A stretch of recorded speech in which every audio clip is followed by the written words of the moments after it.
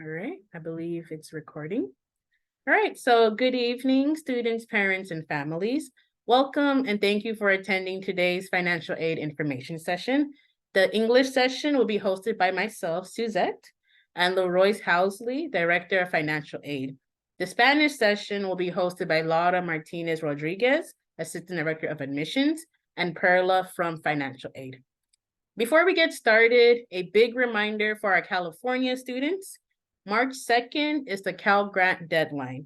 If you have not done so, please begin your FAFSA application. Please be sure to reach out to your high school counselor or your community college counselor and remind them to submit your GPA verification to the California Student Aid Commission. Please don't wait until after your school is closed for the day on March 2nd to contact your counselor regarding this.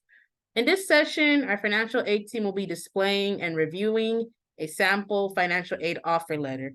Please note that we won't have time to review your personal financial aid questions during this session. The last 20 minutes of the session is when we will open the room up for questions. If you have a question during the Q&A portion, please click on the raise hand gesture and the host, me, will call on you. This will not be the time for questions specific to your unique situation. Please make note of the following. If you've not completed a FAFSA, please begin filling out the application as it is now open. Over the course of the next coming months, we'll be hosting several virtual and in-person individual financial aid appointments, so please keep an eye out on your email for an invite. Students who have completed a FAFSA and received a financial aid offer letter will be sent an email invitation to register for these financial aid appointments. During the appointments, an admission counselor or financial aid counselor will be reviewing your individual offer letter. Finally, once you've received your financial aid offer letter and have met with our admission or financial aid team to review it, your next step would be to submit your commitment deposit. The deposit deadline is May 1st, but it can be submitted anytime before then. We are also hosting a January Admitted Students Day this Sunday at our Doheny campus located outside of downtown LA. If you cannot make it this Sunday, we'll also have another Admitted Students Day on April 6th. For any students who deposit before the event, they'll be given a bonus opportunity for early advisement and registration for classes. Thank you for listening. And with that said, I would like to introduce you to our lovely financial aid director, Leroyce Housley.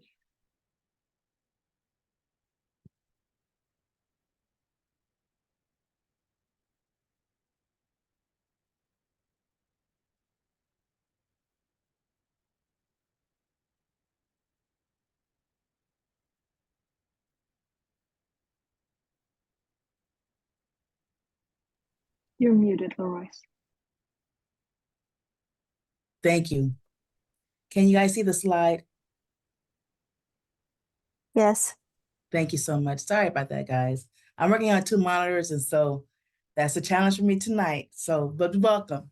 My name is Leroyce Housley. I'm the Director of Financial Aid at Mount St. Mary's. And today we're going to be giving you like a high-level overview of a variety of things. We're going to be discussing some financial aid terminology, terms that you will hear during your financial aid process as you speak with different schools. We're going to talk about the types of aid for which you could be eligible. We're going to encourage you, reiterate how to apply, which is already the FAFSA that's already launched, but we're going to talk just a little bit about that, not very much. And we're going to talk about, once you do your FAFSA, how your aid eligibility is actually determined by each school and what happens after you apply. So it's going to be a very high level kind of a presentation, and write down your questions for the last 20 minutes so we can, you won't forget them. So you can come back and we'll talk about them. So what is financial aid? So a lot of people equate financial aid with free. I say that because it sounds right? Financial aid, I need it. But financial aid is much more than just the gift aid part of it. The purpose of financial aid is actually to help supplement what families can afford to pay for college. You know, it's a resource, it's a tool to help reduce your out-of-pocket costs. That's the purpose of financial aid. Financial aid could be need-based in nature, which is determined by the FAFSA for the most part, or it could be academic in nature, which is called usually merit-based aid or scholarships. There are two types of categories of financial aid in the broad sweep kind of way. There's free or gift aid, and there's self-help assistance. So as I mentioned before, free aid does not have to be repaid. It can be based on your academic achievement. It could be based on a combination of need and achievement. But if you're seeing scholarship behind the name of an award or scholarship or grants, they could be need-based as well. So just know that if it ends in an award, scholarship, or a grant, it's free. You don't have to repay that. There are also federal student loans that are considered self-help. So it kind of helps replace money that you don't have sitting around, right? It's another resource to kind of replace your contribution out of pocket. And so there are federal student loans. They are guaranteed student loans. The only requirement is that you be enrolled at least half time, which for most schools is at least 6 units or more. There's also private loans or alternative loans. Those are the same type of, I'm using those words interchangeably because you'll hear both of those terms. You'll hear private and you'll hear alternative loans. Those are not federally based. Those are based on credit, and so often requires a cosigner. Unlike the federal loans, which I'll go back and mention a couple of things, federal loans have loan limits, right? So the government wants to minimize student debt. And because of that, they set annual loan limits to what students can borrow. So first-year students, maximum could be up to $5,500 for dependent students. And like I said, with the federal loans, they're guaranteed, and repayment on federal loans is not required until 6 months after you've graduated or no longer enrolled, period. So while you're in school, nothing's due from you. And there's a variety of repayment plans once you're in repayment, but the standard repayment plan is 10 years, but there's like a plethora of options depending upon, you know, your status after you graduate. You might not have the best paying job, so it could be based on your income. It could be deferring, it could be forbearance. There's a lot of things, but just know that federal loans actually, if there's such a thing as a good loan, if there's such a thing, it is a good loan because it's an investment and it's guaranteed. And it's, for the most part, the bulk of it is not accruing any interest while you're in school. Private loans, which can supplement a federal loan for families, for students, is accruing interest while you're in school. There's no, the limits are higher because, you know, it's a private loan. They like lending money.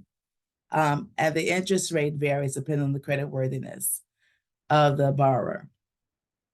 Another form of self-help, which you will see, is federal work study. And that's on or off-campus employment. It could be working in a academic department. It could be a student service department. But the schools are giving federal work study dollars to allocate to students who have determined need.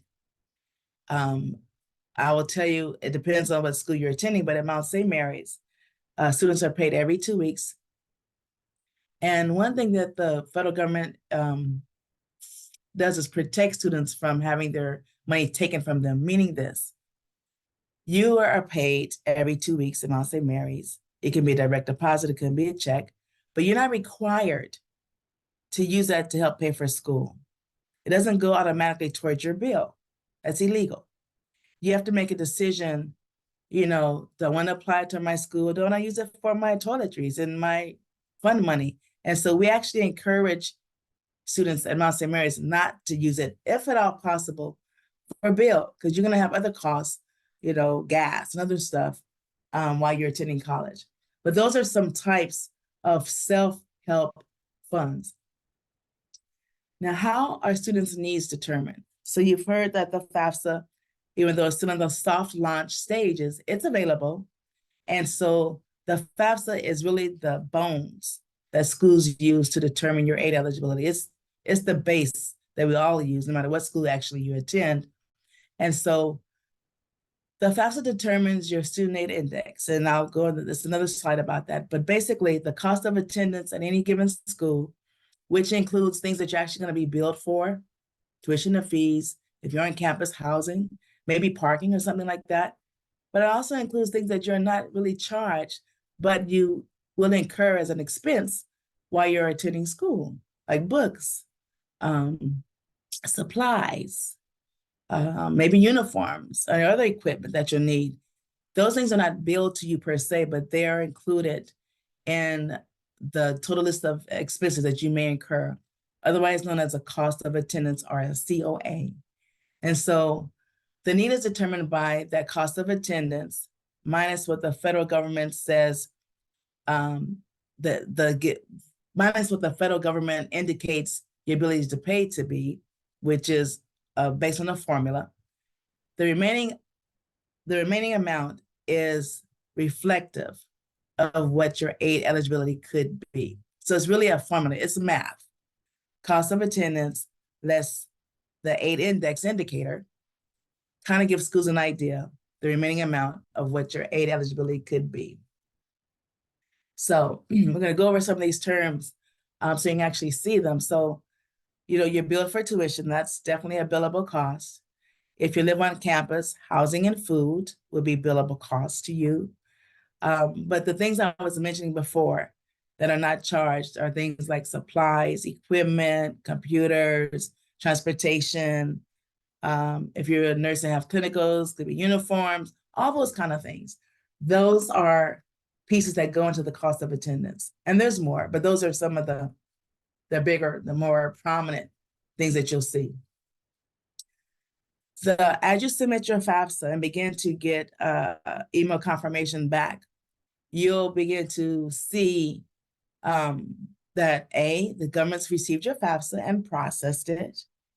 And you may see an SAI number, an indicator.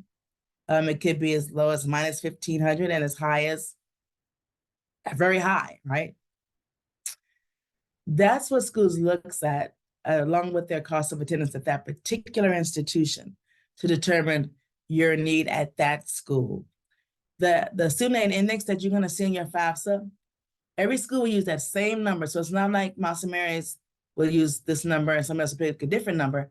All schools will use the same FAFSA information to determine your aid eligibility at their particular institution. And so, like Mount St. Mary's and other schools, no matter what system it is, whether it be a state school or a private school, this information, these components are necessary for schools to actually determine what they can offer you.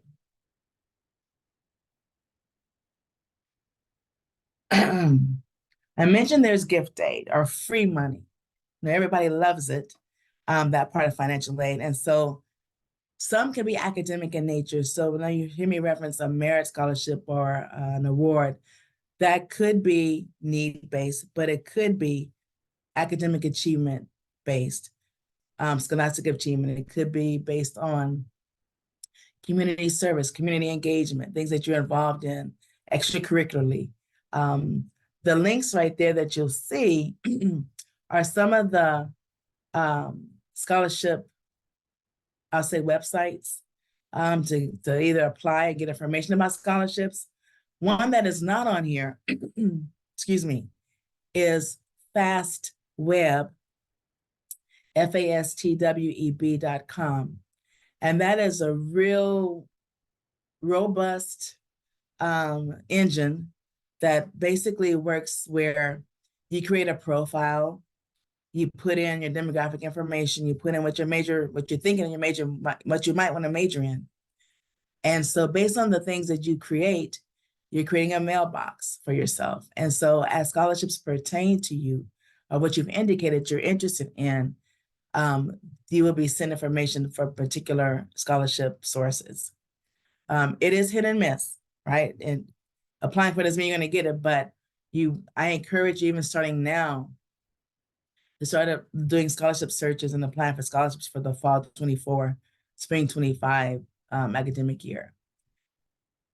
The FAFSA directly determines if you're eligible for federal Pell Grant. That's free money from the federal government. The amount that you see on the screen is the current maximum. It is going up, but we don't know how much it is yet. But that was the maximum for the 23-24 school year from the FAFSA directly. Cal Grant, for those students who are residents of California, also looks at the FAFSA information because the Cal Grants are need-based, and they look at also your academic achievement. Some of them do. So you'll see a couple of types of Cal Grant on the slide. So the Cal Grant A, the minimum GPA is around 3.0, and it's based on need and your GPA. So the FAFSA is a factor here. You'll see the different institution types and the value amount of it. Oddly enough to me, and every time I see this slide, it makes me like clear my throat. Private schools are more expensive than the UCs and Cal States. However, as you can see, the UCs, has the lion's share of the state grants. And so this is, like I said, we don't know what it's going to be for the next year. These are the current maximum amounts from the state of California for the Cal Grants. That's Cal Grant A, academic and GPA and need. Cal Grant B, you see the GPA is lower, and you see the amount is lower. And so the Cal Grant B looks at those two things, looks at the FAFSA and looks at your GPA, but it also looks at the educational level of your parents. So if you're first generation, that's a consideration. And other factors involved in that. I will tell you, just for that first year, so if the state, once they receive your FAFSA and your FAFSA and your Cal Grant application, which is submitted by your school. So I'll put this plug in now while I'm thinking about this. For a lot of schools, I'll say the equivalent of a registrar or academic advisor or counselor office, they submit the GPAs to the state in bulk and roster form.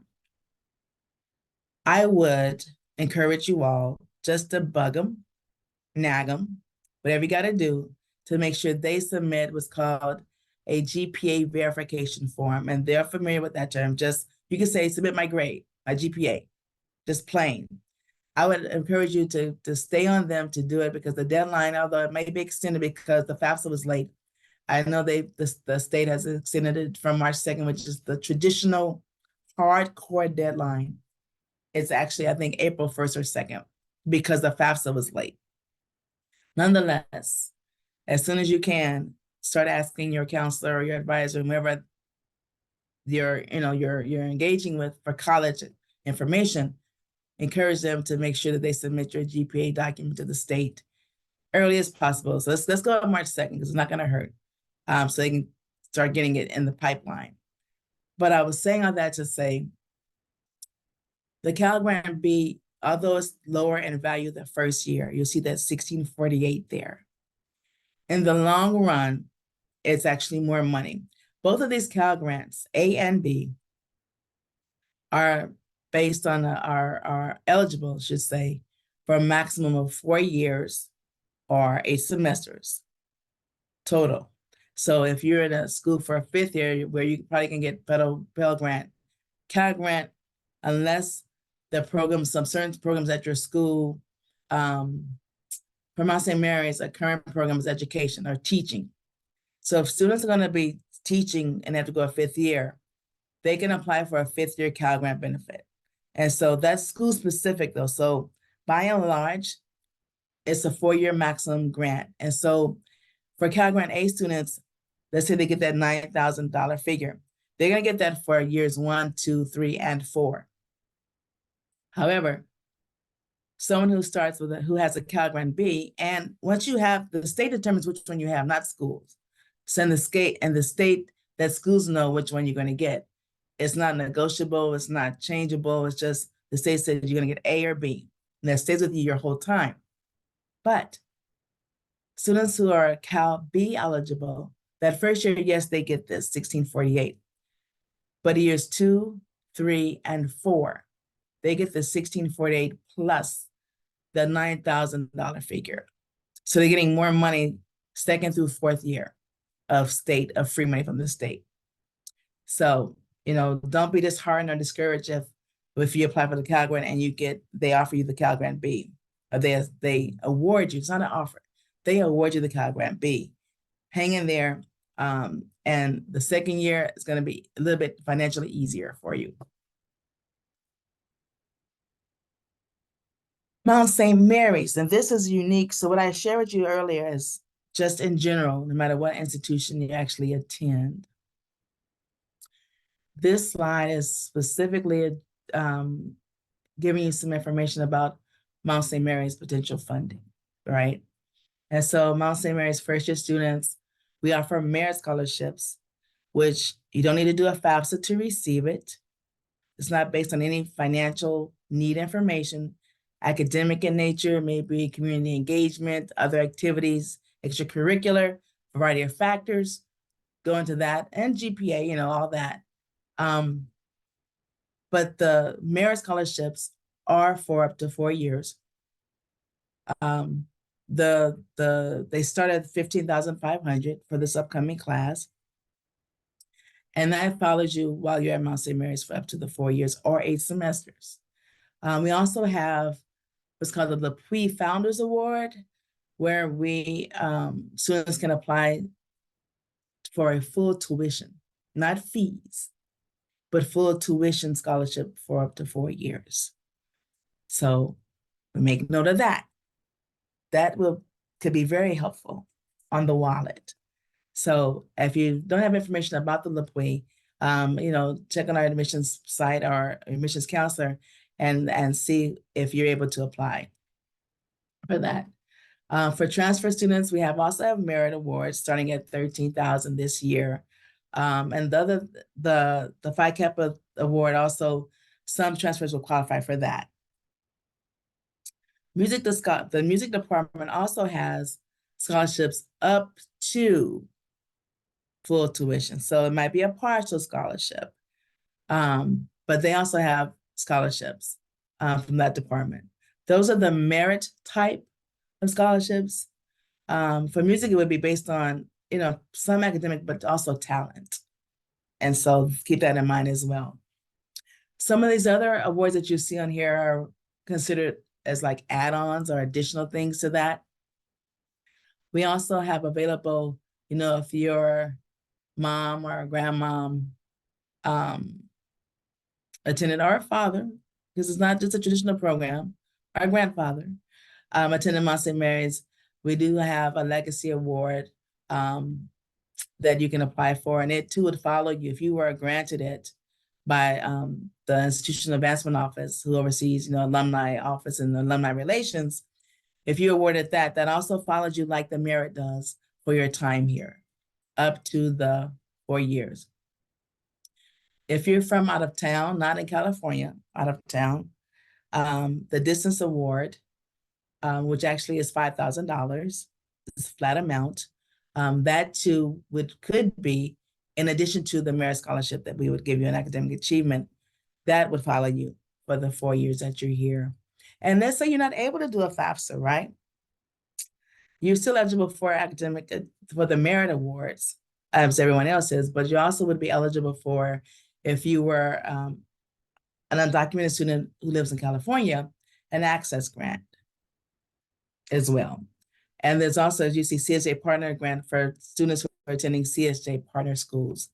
The dollar amounts aren't established yet, but those are still in addition to your merit award based solely on academic achievement. The self-help part. This is the information. And like I said, if A loan is a loan, and yes, you have to repay it back eventually, but if there is such a thing, honestly, as a good loan, this one is, because you are investing in your future. And it does help a lot of families when they don't have the money sitting right here to make the payment between the cost and the free money of their student bills. So the student loans are need-based. There's a subsidized loan. And remember when I told you the government tries to minimize student debt? First-year students can only get $3,500 in the need-based loan. And that's FAFSA driven as well. And no interest accrues on the subsidized loan. The government's actually subsidizing it. Think of it that way. While you're in school. The unsubsidized loan, students can get up to $2,000, but it is accruing interest while you're in school, although it's not repayable until 6 months after you're no longer enrolled or graduated. The interest rate is the same for both of those loans you see up there. This is the current information. It could change July 1 for next year, but this is what's actually true right now. It's 5.5% interest rate on the sub and the unsubsidized student loan. And the government, they want to make some money too. So although you see the awards on there, a total of $5,500, the government takes about a 1% fee up front. So of that amount, about $5,441 would actually come in. So there's a gross and a net amount to that. But all of those loans up top do not need to be repaid until you have graduated or just not in school anywhere. And let's say you do graduate and go back to graduate school somewhere. Those loans are always deferrable as long as you're in school somewhere, at least have time in that particular program. So keep that in mind. If you have to borrow on the graduate level, you go to graduate school, those loans can be deferred and just flat on the shelf, sitting there. Although we don't offer upfront the Parent Plus loan, parents also have an opportunity to replace cash that they don't have in hand, right? And so there's a Parent Plus loan for parents. So the interest rate is higher, 8.05%.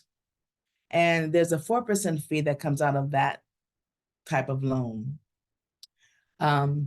You see an amount up there for $4,000. And so typically that's a random amount. The Plus loan, unlike the student subsidized loan and unsub, there's no annual loan limit. The limit for a Plus loan is up to the cost of attendance.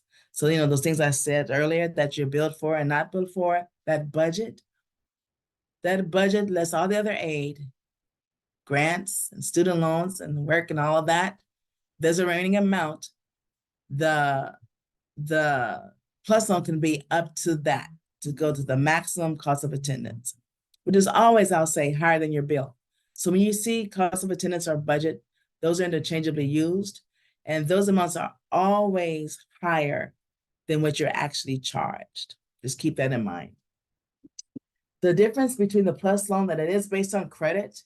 And so the good thing is, if a parent applies for the Plus loan and, the credit's not so hot, that's fine. And the federal government says, I'm sorry, no, I don't want to prove it. We are then able, as financial aid professionals and administrators, to increase the unsubsidized loan. You see there, that's $2,000, to make that for $6,000 for the year.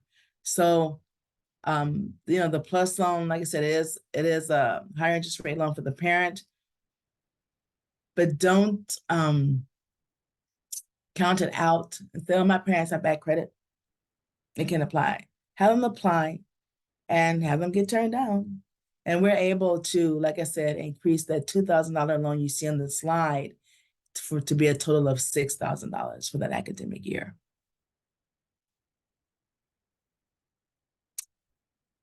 Now, you heard Suzette mention we're going to have an example of an offer at Mount St. Mary's.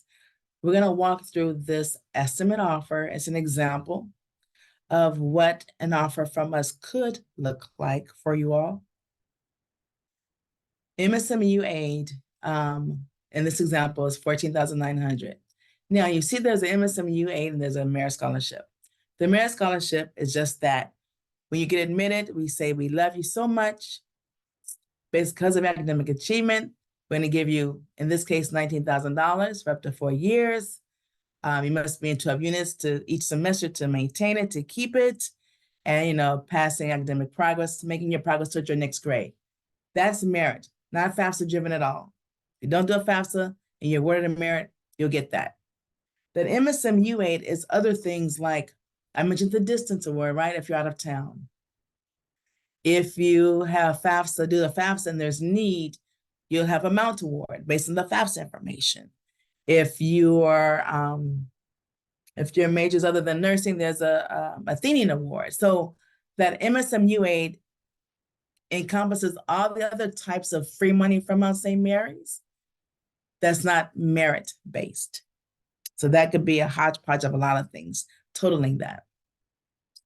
The next section you see is the external grants that are coming from the federal government, which is that Pell Grant, indicated the maximum up here. And this example has the Cal Grant A value amount, but if you were given a Cal Grant B, that number would be the $1,600 number. And those things require a FAFSA every year. So the Pell Grant and the Cal Grant amounts could change based on, the government's, I'll say, budget or funding. The merit amount will stay flat. The add-ons like distance, those are staying flat, but the Pell Grant, subject to your income, every year that you do a FAFSA, every year that you do a FAFSA, the Pell Grant could go up, could go down. That goes to the Cal Grant. Very few people fall out of Cal Grant eligibility because of need, but need is always a factor. So even though the state will give it to you for up to 4 years, they do require a FAFSA every year just to make sure you still have need of the Cal Grant. So keep that in mind as well.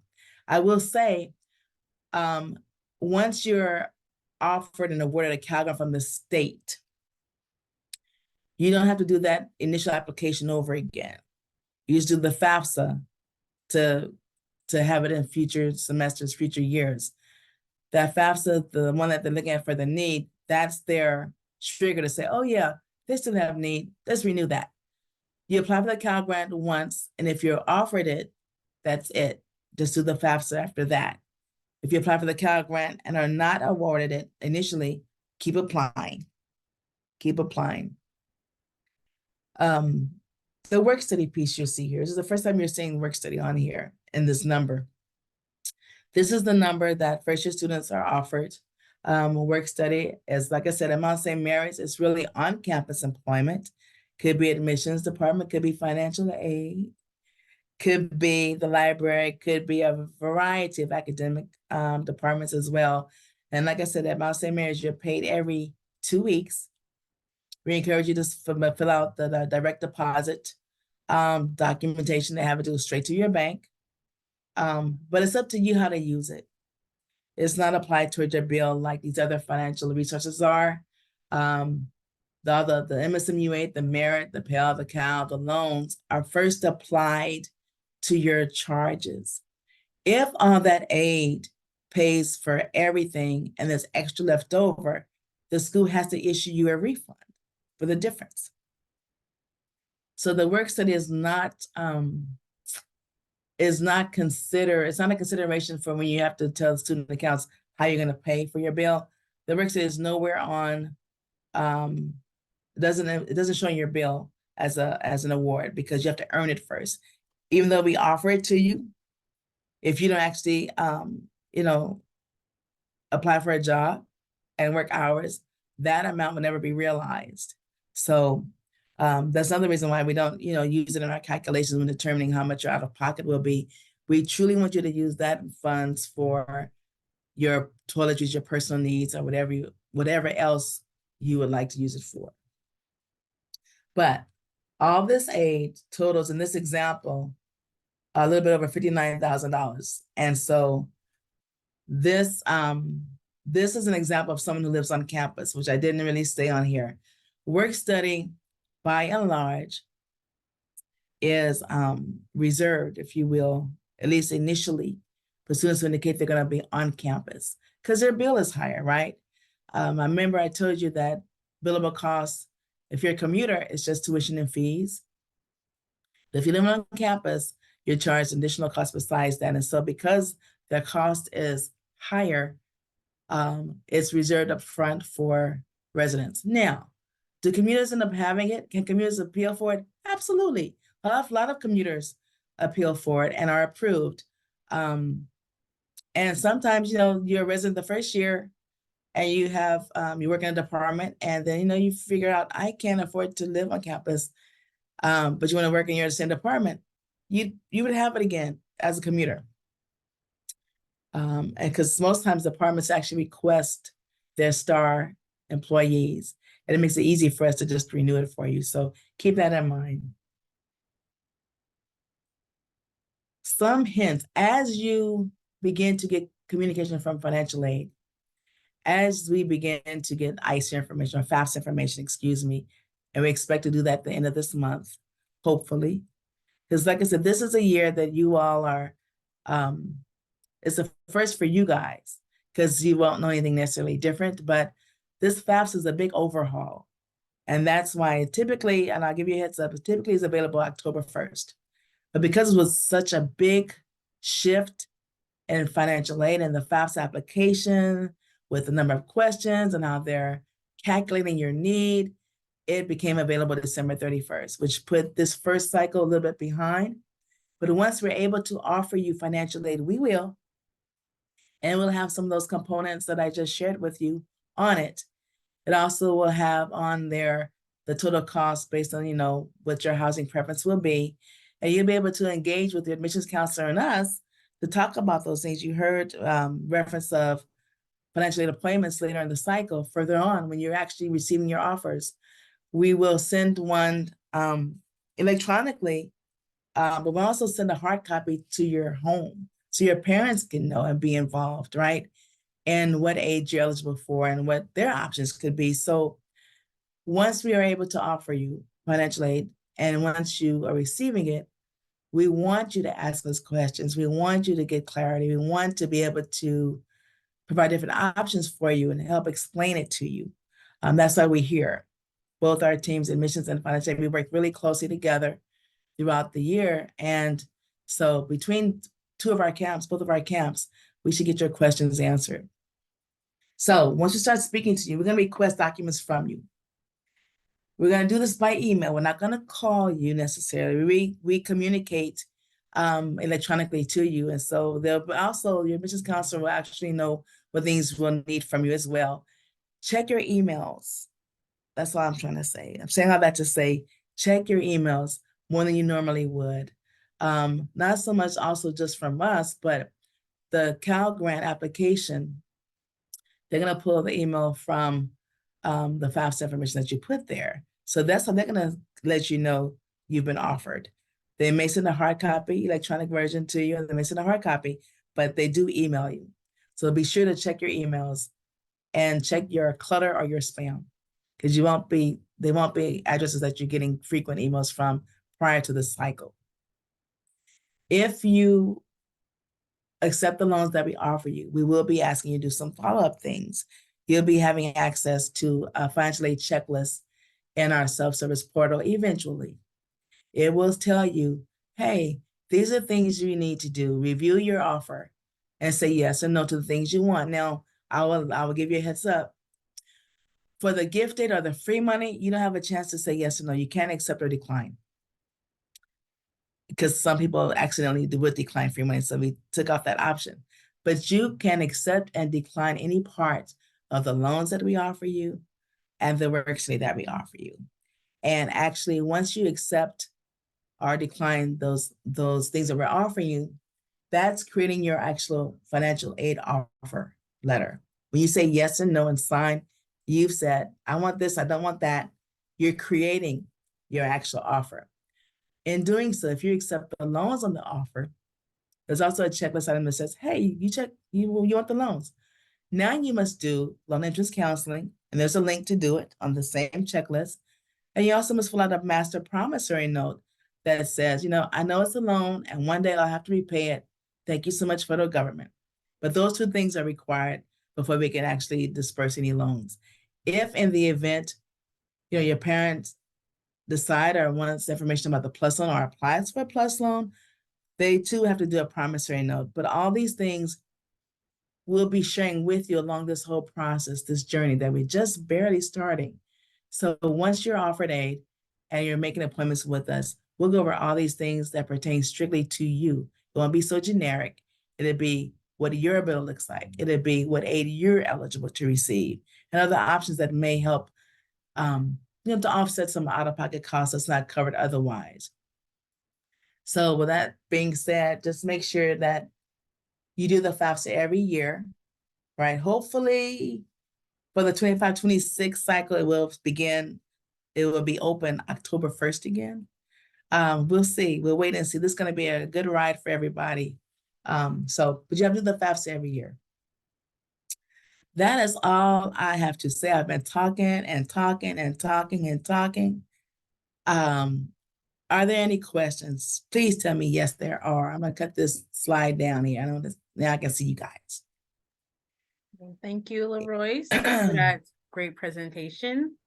If you have any questions, you can either ask it in the chat or you can use the raise hand button and I will call on you to speak. We have a question in the chat from Erica, and she asked, what is the LRAP? The LRAP. So that is I'm gonna say it's not loan forgiveness, it's loan assistance and repayment. It's a program that if you meet certain criteria, if you take out these loans, let me start with that, because it's for that population. If you borrow the student federal loans, and actually private loans too, is a plus, Rita?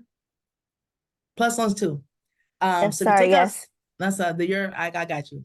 If you borrow student loans, parent loans, alternative loans, and meet certain criteria after you've graduated, income criteria, if you're working, seeking a job and making less than X amount of money, meaning people, the company that administers the LRAPs, they will help pay down your loan, basically, for you over time. And there's some other requirements along with it. I wondered, so did they reach out to you? Whoever asked the question, did they reach out? Yeah, they reached out just because I'm a transfer student and due to my age, I don't receive financial aid anymore.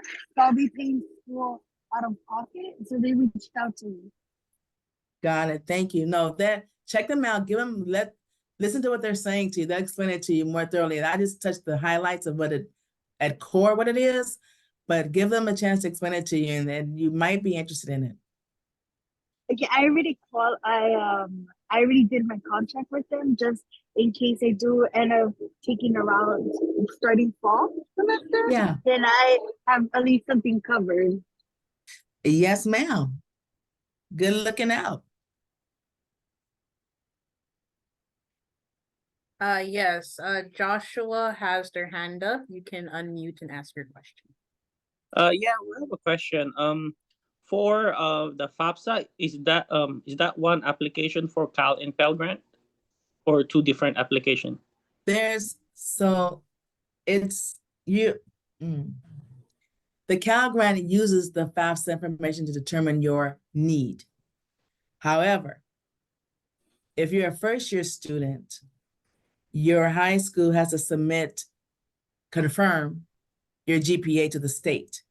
So there's an application, there's a document that you submit for the Cal Grant as well. You can submit it individually. It's called a GPA verification form, but most schools, secondary schools, do it in roster format. But it's another application. So I'll say two. To answer your question, I'll say it's two applications. Two applications. Okay. So is that all in the FAFSA website, or? It is not. So the FAFSA is federal. So you want to look at the csac.ca.gov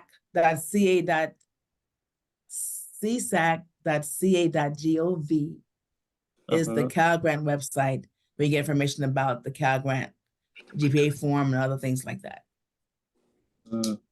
Okay. Just to confirm, so the Pell Grant would be under what website? FAFSA. FAFSA. Studentaid.gov. Studentaid.gov. Okay. All right. Yeah, I was just Have you done wondering. your FAFSA yet? No, I have one kid that is already on your system right now. He's already at your school, and I was just wondering because we did, we did the same thing and everything, but he only got approved for Cal. He didn't get approved for Pell. That's So, possible. so I was just wondering if did I miss an application somewhere? Why I didn't get No, a and it's grant? just no, that. The Pell Grant, the federal government's formula is different than the Cal Grant formula. And so it's based on, some of the tax information, it's based on the exemptions that you have, a lot of other things, the formula for the FAFSA, which renders the Pell Grant. The Cal Grant uses that information to determine, and if you got a Cal Grant, that means that your child has need, y'all have a need, but not enough need, quote unquote, to get the Pell Grant from the FAFSA. Okay. But you have need, otherwise you wouldn't have a Cal Grant because that's need based. Okay. All right, cool. Thank you, Lorenz. You're welcome. Okay, we have a question from Sitlali. You may unmute yourself. Okay, it was mentioned that for teachers, they would have a 5th year additional Cal Grant A. They could apply for a 5th year benefit depending upon the school you attend. Okay, what about for nursing, going into nursing school? Depends on the school you attend. We've applied for that benefit, but it is not, we don't have that for nursing here. Okay, so my question is when, like for example, when students are giving the route for nursing 4-year or 5-year, technically that 5th year has no guarantee of any financial aid assistance. That's not a true sentence. Nope. So the Cal Grant, that's not guaranteed. That's not a 5 years for sure. Depends on what's in your initial offer. So remember, the FAFSA renders need-based. The Pell Grant is up to 6 years. So if you're Pell Grant eligible, that's for up to 600% or 6 years. The amount award will be need-based that we would give you, not your merit. In addition to your merit, would be a need-based grant from the school, but that's still contingent upon your FAFSA. So could be, I should say, financial aid, I'll say gift aid, which is what you're probably asking about, available in a 5th year. It's all FAFSA driven though. Okay. Thank you. You're welcome. Okay, Erica has her hand up. You can unmute yourself and ask your question. Hi, would I be able to schedule an appointment with someone from financial aid to touch base? Because I already added my financial aid, the school into my financial aid, just to see how much do I have to pay out of pocket. I'm sorry, could you repeat that? I'm so sorry. Repeat that one more time, or say it a little differently for me. Oh, okay, sorry. So can I schedule an appointment with someone from the financial aid office at Mountain Lane, just to Yes. see an estimate how much would I be paying out of pocket? Not Who do I until reach out to, or do I? we wouldn't be able to let you know that until we actually offered you money. Oh, because I already got into the school and I already offered. I mean, I already got my first You probably got a merit award and some other awards, but I'm saying the FAFSA will tell us how much need-based grant, which you don't have yet. That's from the FAFSA information. It will tell us if you're getting a Pell Grant. It will tell us if you're eligible for student loans as well. So you can meet with us, but it won't be a thorough. It won't be accurate because we won't have all the information for you. Okay, or let me rephrase this way. I'm a transfer student, so I already have a financial aid order active. Was that still? Do I have to reapply for financial aid? That's myself. Yeah, well, this is for 24-25 school year, so You need to put our school, your aid where you are does not transfer to Mount St. Mary's. Let me say it that way. Oh, okay, because I already added Mount St. Mary for spring. Right. Because I originally had it to start school in spring, but I extended my application for fall of 2024 instead of And spring that's, of 24. well, So Erica, this is a more personal question. So I would recommend that you have this discussion with your counselor and or your financial aid counselor. But just to like wrap it up, you do still need to apply for the 2024-2025 FAFSA because the 2023-2024 ends in June and it doesn't apply. So you will have to reapply again for this upcoming FAFSA. But Okay. we will move on to Yeah. Lauren. You may unmute yourself and ask your question. Hi, yeah. I have a sister who graduated from Mount St. Mary's. Would I still be eligible for the Legacy Award? That would be up for the Alumni Association to approve or deny. Unfortunately, they are the keepers of that. It's primarily for parents and grandparents, but you could still ask and see if it is an option. Okay, how do I ask or who would I ask in this alumni association? Is there like an email, phone number to I contact? believe on the application itself, on the admission application, there is somewhere where it would ask a question of that, and then our admissions counselor can reach out to you to give you that information, or you can reach out to me and I can forward it on. I'll put my email in the chat. Okay, thank you.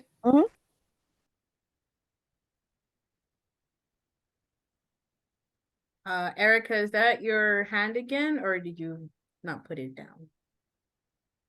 You have another question? Oh, okay. Do we have any other questions? Dylan, I do see your question.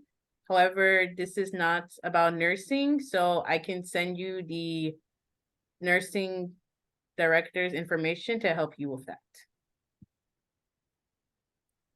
And I see a question from Maria, and it says, do students need to pay the health fee if they have parent insurance? no, we will bill you for health insurance, but it's optional if you're covered under your parents. You'll need to fill out some information online to waive it each semester, not just one time.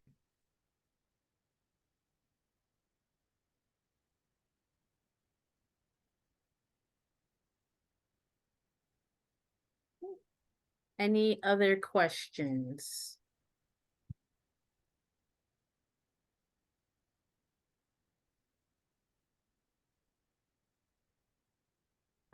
Ashley, did you get your question answered? Sorry, I'm trying to get to the chat as fast as I can. Oh, I see it. It says, once my Pell Grant is all used due to the limit, will I still be able for the Dean Grant for all the years at Mount St. Mary's? All the Ashley, years. Go yeah, ahead, I'm but sorry. reach out to me directly so we could see Yeah. where you're at. Okay, thank you. We'll give it about another minute. Anyone has any last minute questions? There are no wrong questions. Oh, Brianna, you may unmute and ask your question. Hi, this is Brianna's dad. I have a question. For all the awards, since I have two kids that are interested in attending Mount St. Mary, will they be awarded with the same award? Not necessarily. It depends Depending- on the, yeah. some of it depends, I'll say the need-based aid, that's why I'm referencing.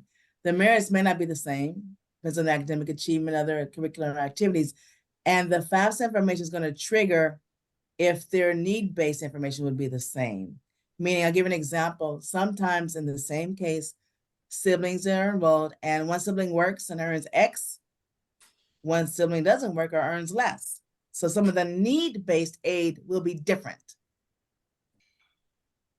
So it's not necessarily that case that they'll be the same. Are there, what, she can hear me now? Yeah. Oh. Are there any opportunities for siblings though? I mean, like scholarships for siblings attending the same school or whatnot? We're just curious to know if there are any benefits for both of them applying to the same school. There aren't any per se, as you describe it, sibling package scholarship, because they're siblings. Now, that doesn't mean that upon meeting with financial aid and going over situations, the other things could be considered, and there's things that we can appeal maybe. But there, to answer your question, there is no, I'll say different kind of discount because of siblings. Doesn't exist. Is there a possibility for an appeal and a discussion and seeing there could be some, we don't negotiate, but it's the wrong word to say it. But based on the appeal and circumstances, right? There could be some things to be considered that the FAFSA didn't ask you. To answer your question, Mom? Yes, yes. Thank you. Thank you. Okay. Hey, do we have any more questions? You can either type it in the chat or you can use the raise hand motion and ask.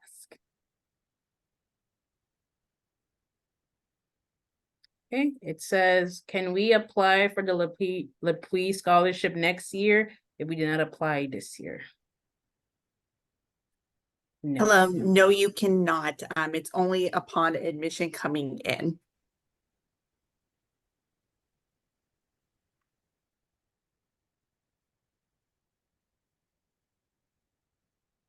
Okay. I'll give it about a minute and then, oh.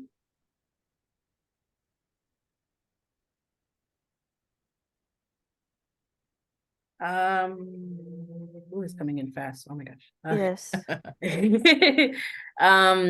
So there's no official due date to apply.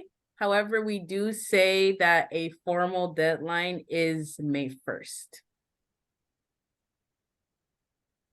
I think she's asking about LePuy. Brenda, are you asking For about LePuy. LePuy? LePuy, the Okay. application deadline is December 1. And then for admissions, for applying, everyone on this call should have already been admitted or are currently applying. We are on rolling admission.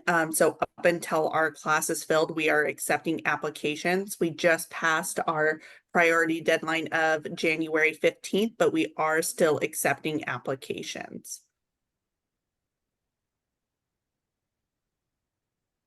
We have a question. Is it possible to have the enrollment process fee to be waived? I'm guessing, and correct me if you're wrong, if I'm wrong, you're asking about the $200 tuition deposit.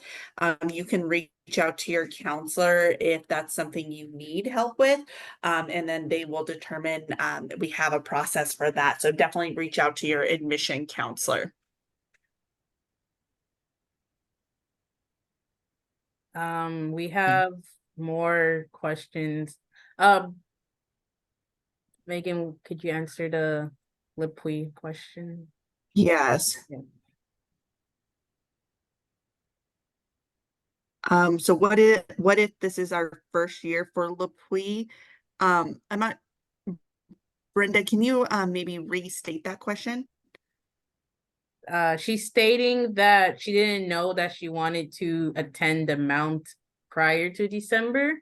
So she's wondering if, I'm guessing correct me if I'm wrong, Brenda, are you wondering if there's like another date you can apply or like So there is not another date, and it's not for attending the Mount by December 1. You would have had to apply to the Mount St. Mary's by December 1.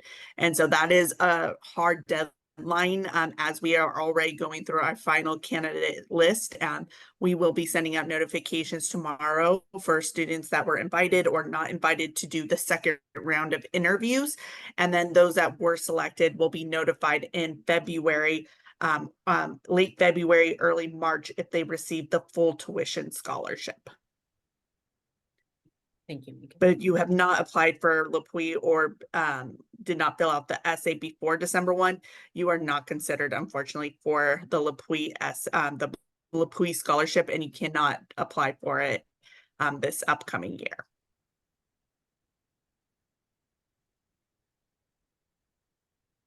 Okay. Do we have any last minute questions?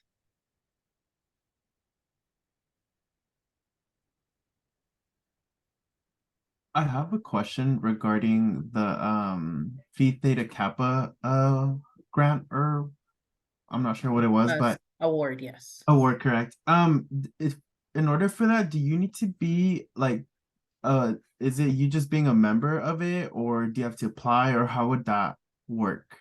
Yes, so at your community college, you need to be indicted as a PTK member. And if you're an indicted, and when you fill out the application, you would say you're an indicted member, and then that's how you would receive the award.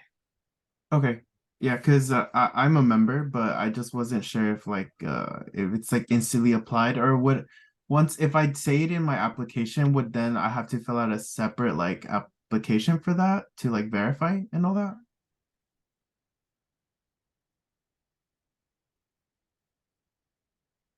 I want to say no, Larose. Okay. If not, then like once I get to that point, I'll just ask the counselor or something like that. But thank you. You're welcome. There is a question regarding a nursing major applying for a music scholarship. Larissa, if you want to touch on that one. A nursing major applying for a music scholarship? Yes, as a nursing major, can I still qualify for the music scholarship? No, it has to be a music major. Your major has to be music. To my knowledge, the department looks at that. So to be eligible for the full tuition music scholarship, you do need to be a music major. However, the music department does have some other smaller scholarships that it awards to students who may be part of their ensembles or perhaps minoring in music. And that could be determined once you've made your commitment to attend the Mount. But for the Thank you, full Erica. tuition, you must be a music major. Thank you very much.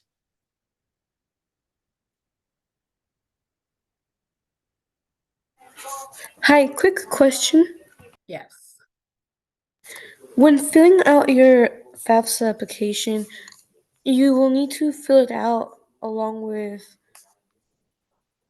Mount St. Mary's? Yeah. You can go read. No, I was Can gonna you say be more I'm sorry. specific? What do you mean by that? So, like, I believe they've told me that you have to fill out the FAFSA application according to your school, the college that you're planning to go with.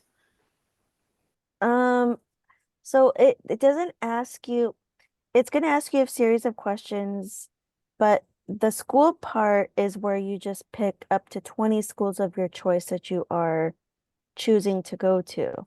Now, because it's a soft launch, you really want to pick and choose your 20 schools, because once you've submitted this month, you cannot change, you can't go back in and change it until probably next month. So that's probably whoever told you that, that's probably what they meant, but it's not catered to what Mount St. Mary's is, because the questions are not like school technically related. The only question school related is, what school do you plan on going to? Are you, and then it makes you go through like a choice of schools and states and stuff like that. Does that answer your question? Yeah, so basically the FAFSA application, it's like its own, and then it will send my wishes or whatever Yes. to Mount St. Mary's. Yes, Yes. ma'am. Yes. So the FAFSA is just you're listing schools that you want to get your information so they can offer you money. It's that. Ah, okay. Okay, thank you so much. You're welcome. Good question. I'll give a 2-minute warning for any last second questions.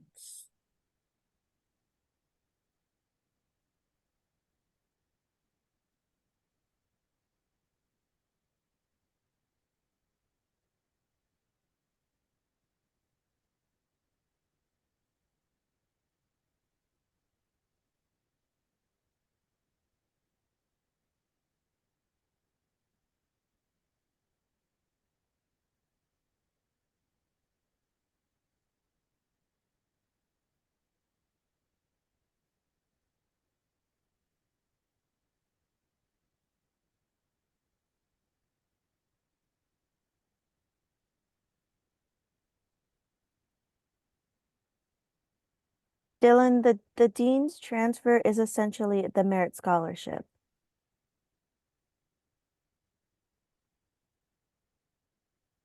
Sorry if I was unclear.